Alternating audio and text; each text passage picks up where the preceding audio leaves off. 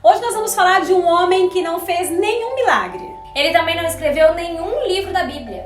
Mas, porém, no entanto, todavia, sua história e o seu caráter nos ensinam muito até hoje. O personagem bíblico que nós vamos falar hoje é José. 5, 6. Por que esse 5, 6, gente? Eu ia mandar até o 7, 8, mas ia demorar muito. Olá pessoal, eu sou a Margareth Biasi. Eu sou a Rafa. E eu sou a Vi. E este é o quadro Elas e Eu.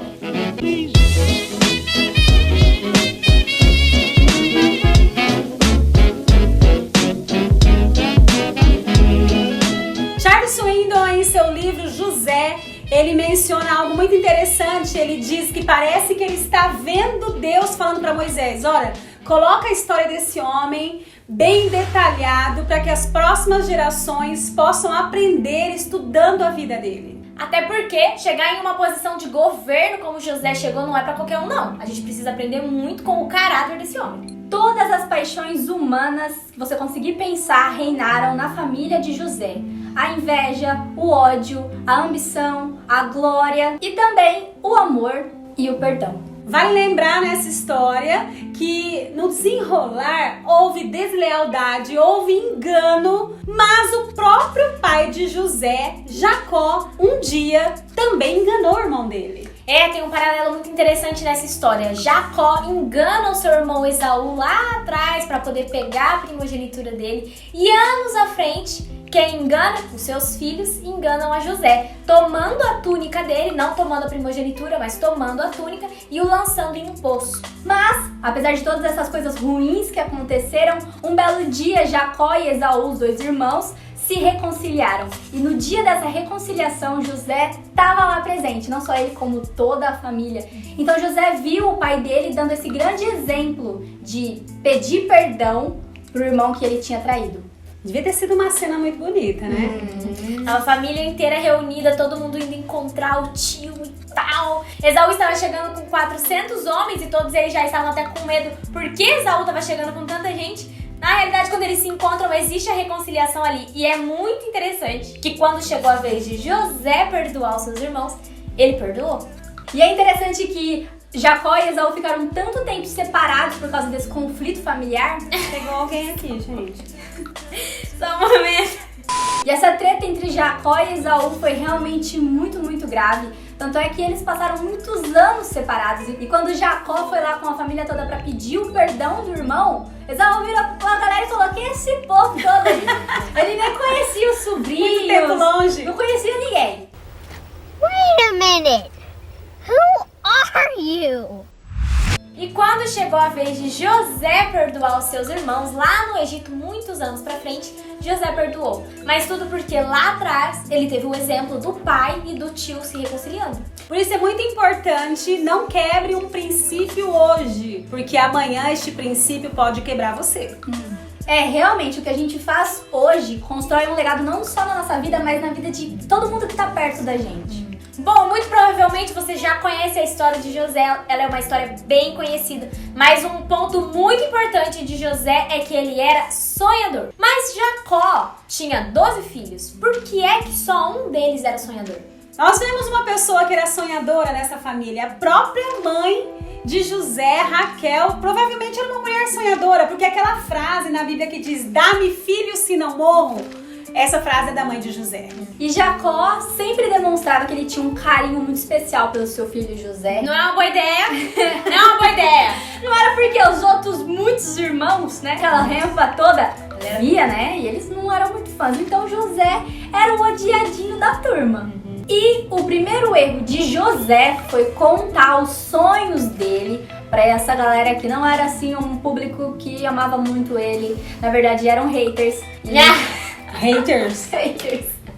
Eu tô triste porque eu descobri que eu tenho haters. Eu até fiquei com a imunidade baixa e fiquei doente de tão triste que eu tô. Mas na verdade leva isso pra sua vida. Não conte os seus sonhos pra quem não sonha também, porque as pessoas não vão entender. Você já contou seu sonho pra alguém que não sonha? ela vai rir de você. Mas eu acho que pra ele foi até bastante frustrante, porque eram os irmãos dele. Tipo, não era um amigo que você conheceu, depois de anos já está vivendo. Não, eram do mesmo sangue. Tem noção? Os irmãos dele, cara. Você que faz, você que me joga numa cisterna, Vitória, que você vai ver só. E nessas idas e vindas dessa história, pai de José pede para que ele vá ver como os irmãos estão.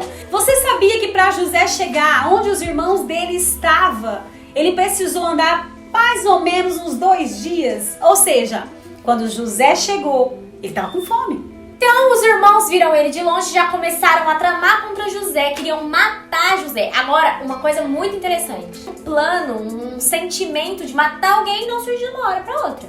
Não, mas geralmente esse tipo de sentimento ele já foi nutrido, alimentado de outras maneiras. Um dos irmãos, Rubem, tentou interceder por José. Ele conversou com toda aquela rempa de irmãos doidos lá e falou pra eles: gente, o que vocês vão ganhar matando o nosso irmão? Então ele conseguiu convencer a não matarem José. Mas na primeira oportunidade, quando ele deu as costas, jogaram José numa cova, cisterna ou poço. Minha mãe falou pra eu não falar buraco.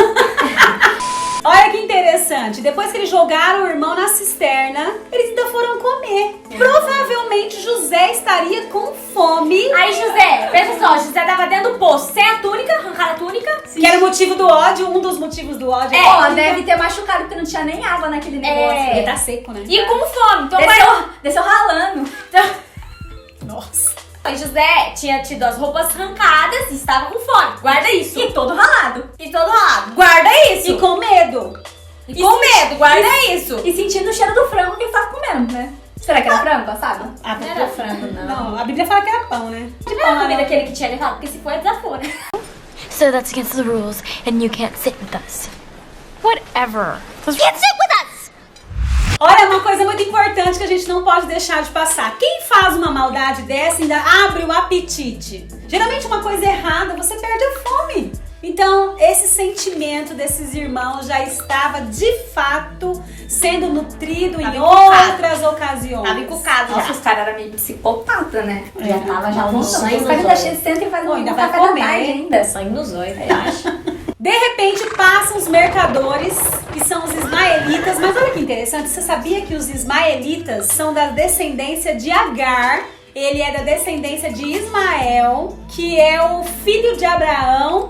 Abraão é o bisavô de José, gente. Então ali estavam todo mundo em família. Em família, cara, vendendo um pro outro. John Piper, em uma de suas pregações, fala uma coisa muito interessante. Deus tinha feito uma aliança com Abraão. E quando Deus faz uma aliança, ele não permite que o seu próprio propósito esteja frustrado. Então, se a fome viria na terra, Deus já precisava preparar um caminho. Então, qual é o meio que Deus escolheu? José. Os irmãos achavam que eles estavam guiando o destino de José, mas na verdade quem estava fazendo isso era o próprio Deus. Mas, gente, a história de José é realmente muito longa. E uma forma que a gente encontrou de resumir essa história é em PPPP. Falou o número certo? PPPP. Falou. 4 P's. José foi do poço Para Potifar, De Potifar para a prisão. da prisão. para o palácio. Mas a Bíblia tem uma frase muito interessante que a gente não pode esquecer em todos esses trajetos, em todos esses P's. Deus era com José. É muito importante a gente ressaltar que em todos os processos que José passou, Deus estava com José. Mais um P, processo. Esse foi o processo. P. Ou seja, era tudo parte do plano de Deus. Todas as coisas que aconteceram com José. Mais 2P, parte do plano. A gente tá falando a língua do P aqui hoje, esse vídeo. Mas a gente não pode deixar passar como ele saiu da prisão para o palácio. Você sabe que o próprio faraó teve 2 sonhos, até que nenhum dos magos do Egito souberam ou puderam interpretar os sonhos do faraó. De repente, alguém se lembra de quem poderia interpretar. O copeiro, que também estava preso com José, se lembrou que José já tinha interpretado um sonho dele. Ele falou: galera, eu conheço um cara que é bom nisso. Chama ele lá que ele vai dar conta. E ele deu conta. Mas é interessante que José não só interpreta o sonho, mas ele traz a solução para o problema que chegaria no futuro. Bom, como vocês sabem, a interpretação dos 2 sonhos do faraó era que no Egito teria 7 anos de fartura e 7 anos de escassez. E aí José já tinha todo o plano que o faraó devia executar. Tinha que nomear pessoas para conseguir cuidar de toda essa situação. E aí o faraó virou para ele e falou: você tá nomeado. E ele foi nomeado. Já que tá metendo pitaco. Neste momento da vida de José, ele já estava com as suas raízes profundas, já tinha passado por vários treinos, então ele realmente seria o homem mais apropriado naquele momento para ser o governador do Egito. Ele se tornou o segundo cara mais importante do Egito. Só perdia pro faraó mesmo. Olha que interessante, gente, eu acho tão bonitinho assim, quando chega a nossa vez, quando chega a sua vez de brilhar, o próprio faraó disse: tragam a roupa de linho para ele, tragam um colar, tragam um anel. Chegou o momento de José. E, gente, todo esse processo, até José chegar ao segundo cara mais importante do Egito, levou 15 anos. 15 anos sofrendo e se preparando. E ele não se revoltou. Porque quando a gente se revolta, o processo é interrompido e não chega ao final. E quando chegou os 7 anos de escassez, como no sonho de Faraó, essa fome alcançou quem? A família de José. E é quando seus irmãos vêm então para comprar comida no Egito. Como todas as pessoas, como todas as nações estavam fazendo ao redor, vindo comprar comida no Egito. E é nesse momento que eles se reencontram com José. Então agora José tava com a faca e o queijo na mão. Literalmente o queijo, porque no lugar nenhum mais tinha comida, só lá.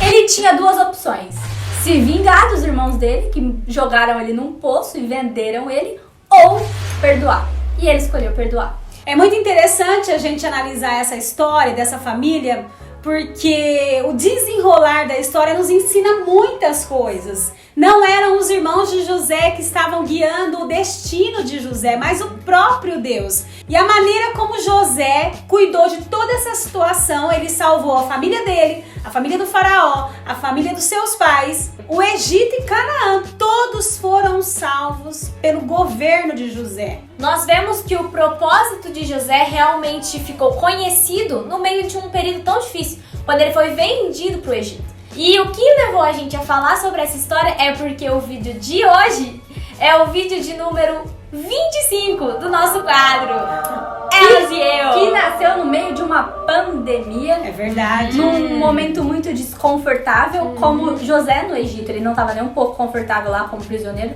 obviamente, mas isso se transformou em algo bom.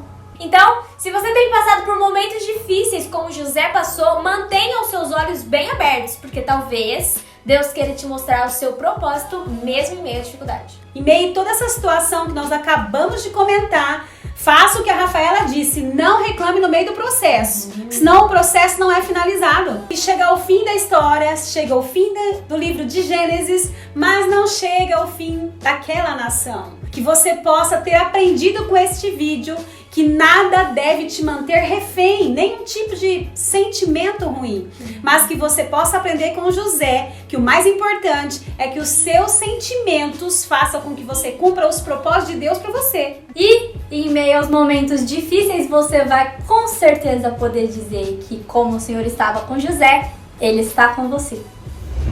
Então é isso, pessoal! Esse foi o vídeo de hoje. E se você gostou, compartilha, se inscreve aqui no canal, ativa as notificações e deixa um joinha. Deixa um joinha, mas também comenta pra gente aqui embaixo o que mais falou com você durante esse vídeo, porque a gente gosta muito de ler e saber. E é nóis. A gente se vê na semana que vem. Tchau! Um beijo e um queijo para todos vocês. Com goiabada ou sem? Assistidores, Telespectadores. Telespectadores. Com goiabada. Se quiser misturado, queijo com doce de leite e goiabada vai ficar demais, mas